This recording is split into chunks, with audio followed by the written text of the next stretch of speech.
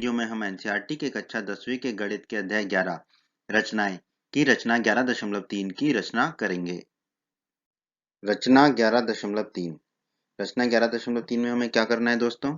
एक वृत्त के बाहर स्थित एक बिंदु से उस पर स्पर्श रेखाओं की रचना करनी है। तो एक वृत्त होगा, इस वृत्त के बाहर एक बिंदु होगा, इस बिंदु से हमें स्पर्श रेखाओं की रचना करनी है।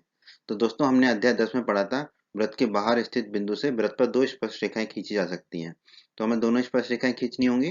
ठीक है, तो यही रचना करनी है हमें। एक वृत्त होगा, वृत्त के बाहर एक बिंदु होगा, ठीक है, उस बिंदु से वृत्त पर दो स्पर्श रेखाएं हमें खींचनी है और फिर रचना की प्रमाणिकता करनी है, रचना का औचित्य देना है। तो 11.3 की रचना कर लेते हैं दोस्तों। तो हमें एक वृत्त जिसका केंद्र O है तथा इसके बाहर एक बिंदु P दिए हुए हैं। हमें P से वृत्त पर दोनों स्पर्श रेखाएं खींचनी है।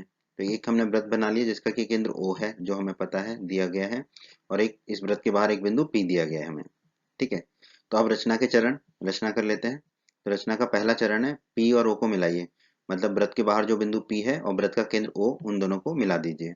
ये मिला दिया दोस्तों। फिर पीओ को समद्विभाजित करिए। ठीक है, तो पीओ जो रेखाखंड खींचा है उसको समद्विभाजित करना है हमें। ठीक है, कैसे समद्विभाजित करना है दोस्तों, ये हमने अध्याय 11 के परिचय के वीडियो में देखा था। फिर से आप समझ लीजिए कि कैसे किसी भी रेखाखंड को समद्विभाजित करते हैं हम। ठीक है, समद्विभाजित या लंब समद्विभाजित एक ही चीज है। कैसे करते हैं, विधि को समझ लीजिए। ठीक है, यहाँ हमें पीओ को समद्विभाजित करना है। तो हम क्या करेंगे, पी और ओ को केंद्र मानकर तथा 1/2 पीओ मतलब पीओ से आधा आधा से अधिक 1/2 पीओ से अधिक त्रिज्या लेकर एक रेखाखंड पीओ के दोनों ओर चाप लगाएंगे, एक दूसरे को प्रतिच्छेद करते हुए। ठीक है, तो कैसे समझ लीजिए। ठीक है, एक प्रकार लेंगे। ठीक है, अब प्रकार में नुकीले हिस्से और पेंसिल की जो दूरी होगी वो दूरी पीओ की दूरी की आधी से ज्यादा होगी, 1/2 पीओ से अधिक।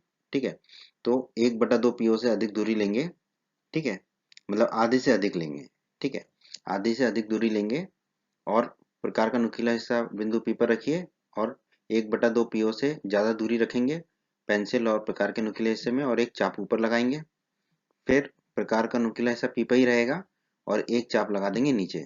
ठीक है, और दूरी वही रहेगी जो हमने अभी ली थी, मतलब 1/2 पीओ से ज्यादा कुछ भी। ठीक है, अब प्रकार को हम रखेंगे, हम नुकीले हिस्से को केंद्र O पर। ठीक है, और एक चाप लगा देंगे ऊपर। ठीक है, दूरी वही रहेगी नुकीले हिस्से और पेंसिल की, और एक चाप लगा देंगे हम नीचे केंद्र O पर नुकीले हिस्से को रखकर। ठीक है, ये हो गया। अब मान लेते हैं ये चाप एक दूसरे को A और B बिंदु पर प्रतिच्छेद करते हैं। ठीक है, तो मान लेते हैं कि ऊपर वाला बिंदु A है और नीचे वाला बिंदु B है, जहां पर ये दोनों चाप एक दूसरे को प्रतिच्छेद कर रहे हैं।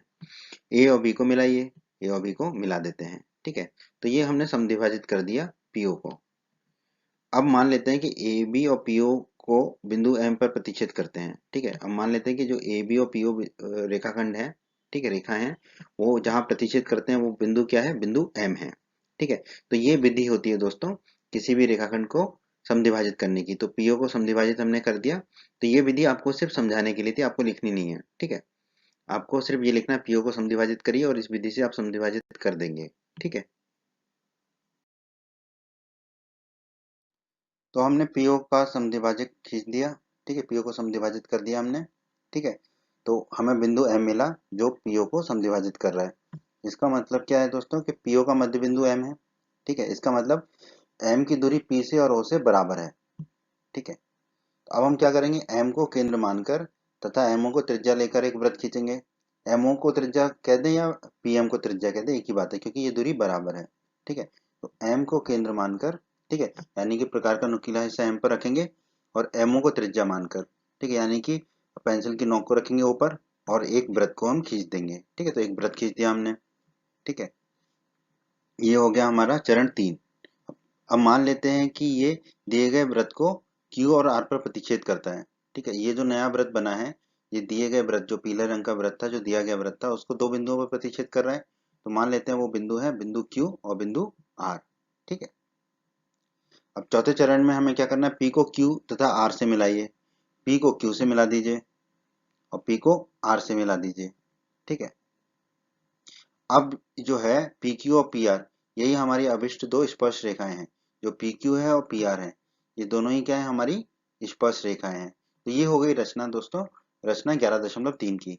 अब हम रचना की प्रामाणिकता देख लेते हैं। तो रचना हो गई हमारी, अब रचना की प्रामाणिकता देख लेते हैं दोस्तों। तो इसके लिए हमें क्या करना होगा, ओ क्यू और ओ आर को मिलाइए।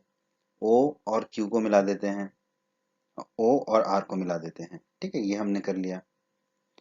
पी क्यू जो पीओ जो है वृत्त का व्यास है, पीओ जो है वृत्त का व्यास है। ठीक है, ये हरा वाला वृत्त जो खींचा था हमने उसका व्यास है, जिसकी रचना की थी, खींचा था रचना के समय।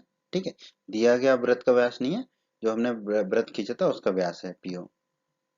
तो पीओ जो है अर्धवृत्त होगा, मतलब वृत्त को दो भागों में बांटेगा, अर्धवृत्त कहलाएगा। ठीक है, पीओ।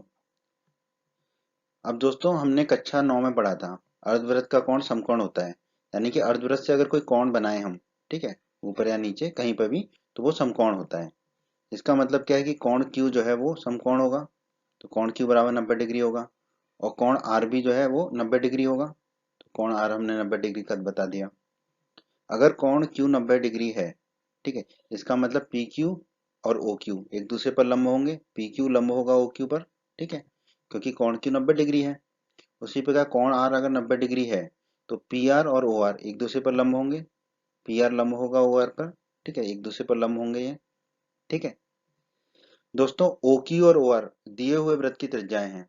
ओ क्यू और ओ आर जो हमें वृत्त दिया गया था उसकी त्रिज्याएं हैं ओ क्यू और ओ आर। ठीक है, दिए गए वृत्त की त्रिज्याएं हैं। ठीक है, और हम जानते हैं कि त्रिज्या स्पर्श रेखा पर लंब होती है।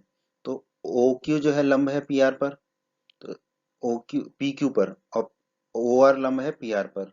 ठीक है, तो हम जानते हैं कि त्रिज्या स्पर्श रेखा पर लंब होती है, तो त्रिज्या ओ क्यू लंब है पी क्यू पर, इसका मतलब पी क्यू जो है स्पर्श रेखा होगी। उसी प्रकार त्रिज्या ओ आर लंब है पी आर पर, इसका मतलब पी आर भी हमारी स्पर्श रेखा होगी। इसका मतलब पी क्यू और पी आर स्पर्श रेखाएं होंगी। तो हम कह सकते हैं कि अतः पी क्यू और पी आर अभिष्ट दो स्पर्श रेखाएं हैं। ठीक है, तो ये इससे हमारी रचना की प्रामाणिकता हो गई कि हाँ, जो हमने खींची थी पी क्यू और पी आर, वो जो है हमारी स्पर्श रेखाएं ही हैं।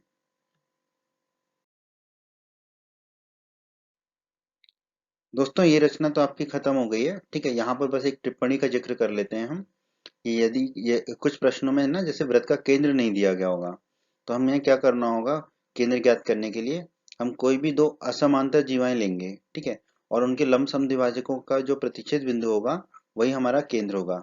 और केंद्र ज्ञात करने के बाद जैसा कि हमने ऊपर किया है वैसे ही हम रचना कर देंगे।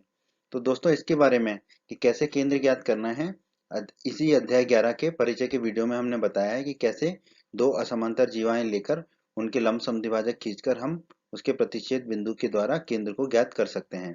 तो आप हमारे अध्याय 11 के परिचय के वीडियो को अवश्य देखिए, उससे आपको इस तरह के प्रश्नों को हल करने में आवश्यकता होगी जिसमें वृत्त का केंद्र नहीं दिया गया हो।